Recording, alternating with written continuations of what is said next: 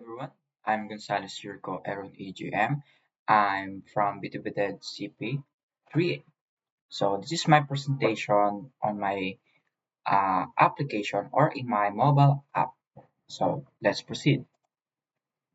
So this is my title, which is GeaRico, inspired in my name and also in a gear or what we call the parts of a vehicle. That's why when I combine and fuse it, it equals to a GeaRico. Uh, it's up on the customer or the user what he or she prefer to what you call this pronounce this title. So let's proceed. First one is the app accomplishment. So to be successful, many users will use my app for their daily life usage. Because nowadays, when it comes in transportation and maintaining your vehicle, it's one of the most challenging part when it comes in your daily life. Because uh, marami sa atin nakakalimutan na mag-maintain ng ating mga vehicle. That's why I want my app to be accomplish this kind of goal. So to proceed, goals. To be able to help motorcycle vehicle drivers to prevent unwanted or unexpected troubleshoots when they are traveling.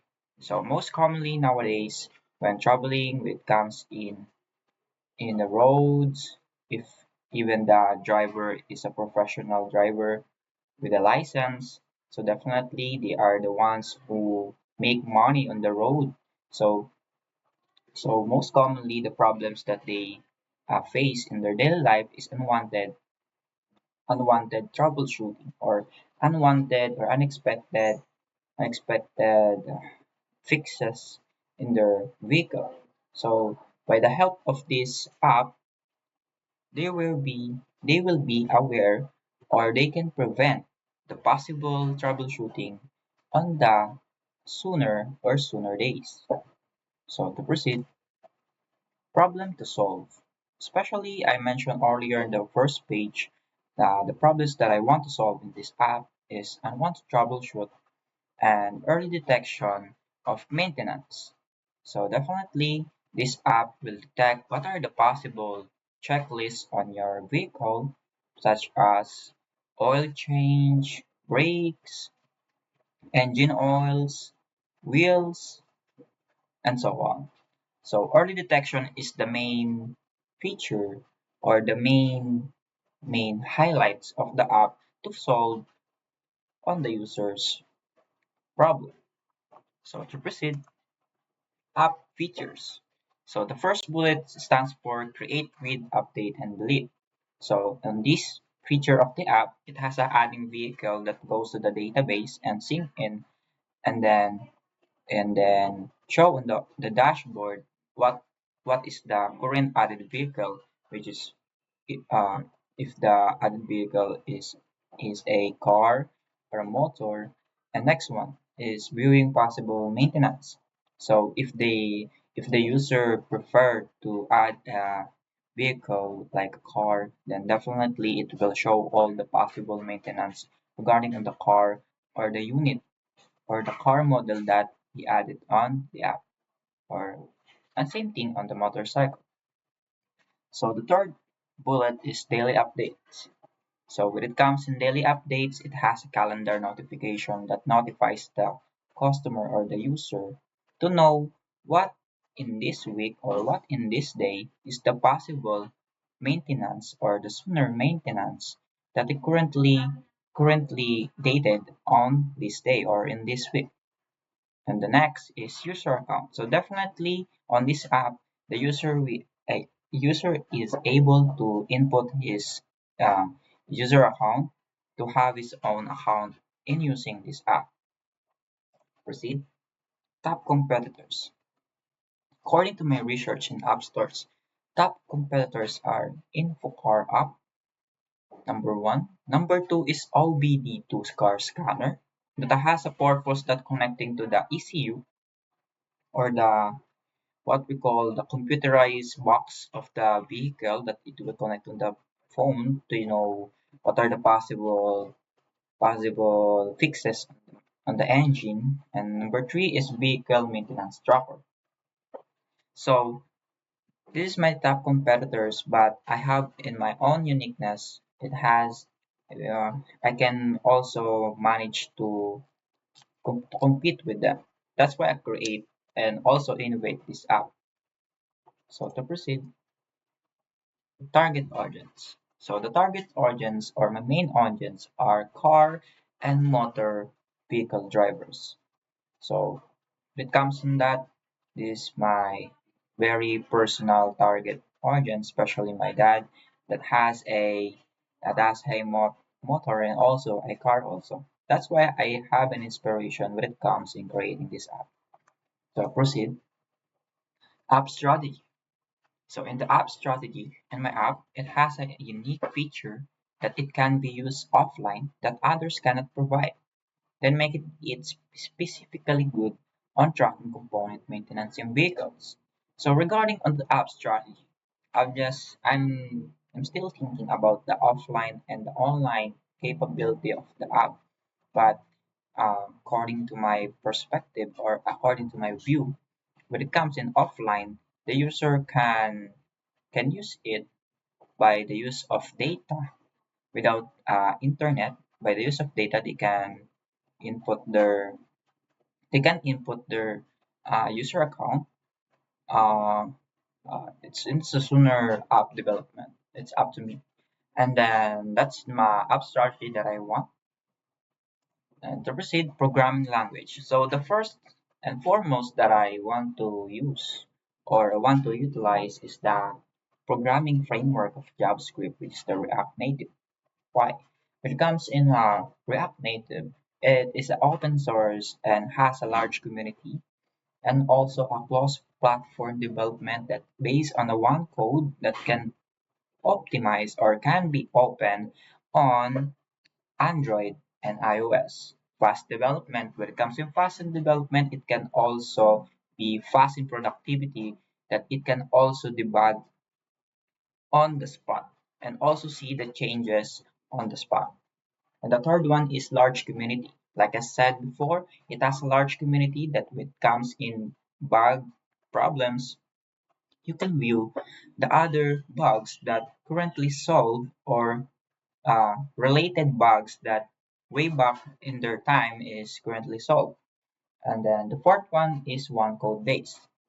And then when it comes in cons or the downside of the React Native, it performs limitations and so much bridges when it comes in importing libraries and compatibility issues. That's why it needs to be well maintained and also be well coded to prevent this downside. And then large app size. And then React Native uses UI using components, uses of JSX syntax, which stands for JavaScript XML, and then manage data and control flow and libraries. So the next one that I want to utilize is that when it comes to database is PostgreSQL. So to proceed, timeline. First and foremost, I will use the React Native as the core part of the development like what I said in the previous page, checking what is the best element of design is applicable, then choose what color palette to follow the principles of design. When it comes in building an app or a website, uh, the principles of design is very important. It has a very important role when it comes in creating a very aesthetic and very attractive design. That's why it needs to be applied on creation of a UI UX or when it comes on any design. So moreover, taking the responsibility to develop backend of it and polishing until to cover it to APK file. After after creating or developing the app and well polished, so I will transition it to make it an APK file. And then the timeline is very short. That's why planning is the best strategy to have a smooth flow on developing. To proceed, the developers. So developers is me, GeaRico, Aaron, EJ, and Gonzalez. And my partner currently now is unknown because due to my professor, it needs to have a group by two. So I will skip on this part. So next one is the user interface under of design tab. So in the previous pages, it is under on the planning tab. So let's proceed. First is the frame one. This is the frame one of this is the screenshot that I create on my hands-on activity 2, which is the frame 1 to 4. That shows the doodle, doodle plan or the doodle wireframe. Next is the wireframe 2. This is the this is the semi-details that includes text T, which stands for the details. And then when it comes in images, it has the cross loop. Next is the frame tree. The frame tree is now a detail that shows all the informations in every component. And then the last one is the frame 4 along with the storyboard that has to show the functionality of each component when it comes in with example, clicking the login, proceeding to that proceeding to the dashboard. And if the user does not have a sign that doesn't have an account, then he needs or she needs to sign up first. So to proceed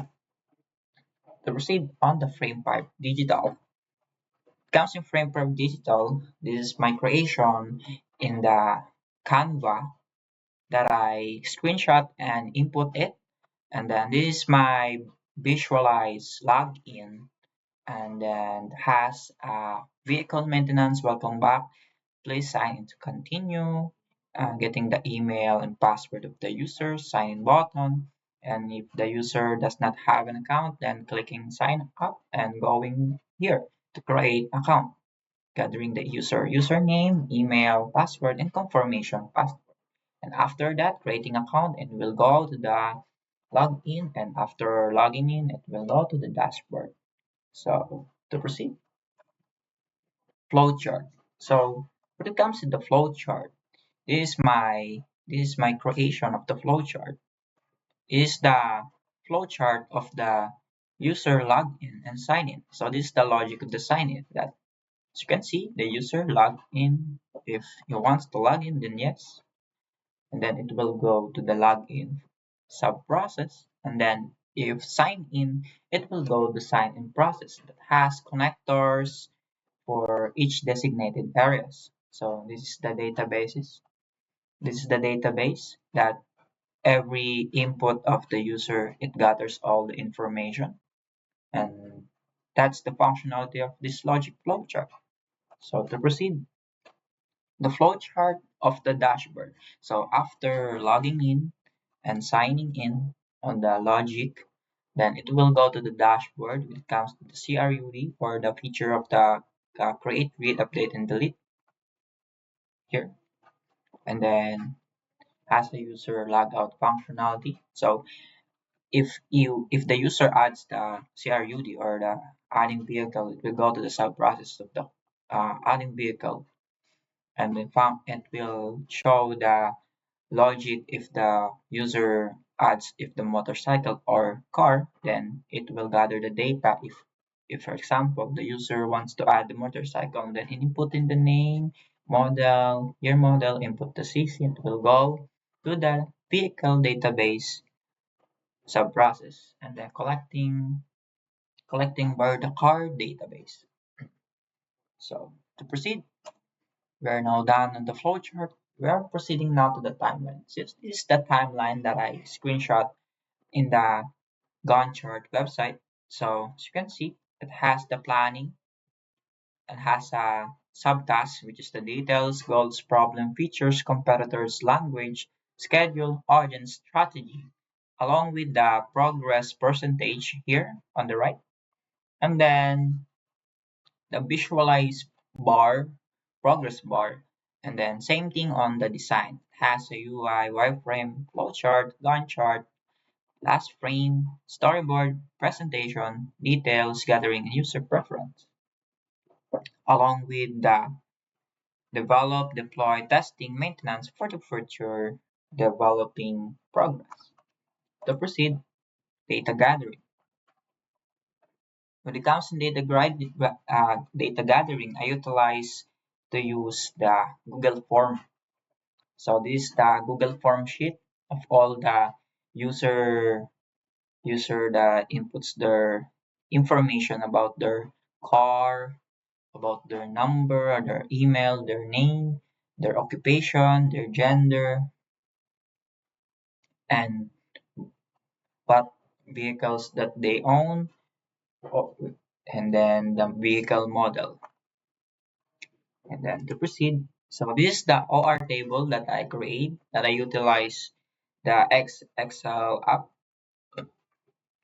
As you can see, this is the data of the on the previous pages. As you can see, this is the respondents that I converted into a database of ORM table that has a name, age, gender, vehicle model, brand, and also I include the user preference that has a theme, background, foreground, text color, and font size. And then when it comes to user preference, I gather information for all of these users. They like the light and dark autos syncing, and also a solid color and a minimal pattern. And when it comes in the foreground, they want a flat and elevated and rounder. And when it comes to the text color, they want white, blue, and black custom, depending on the they want. Uh, this user preference is based on my average average total that they totally want. So when it comes in the font size, adjustable font, bold, and open sans. So to proceed, okay. So that's all for my app developing presentation in my building in my GeaRico app. Thank you for listening.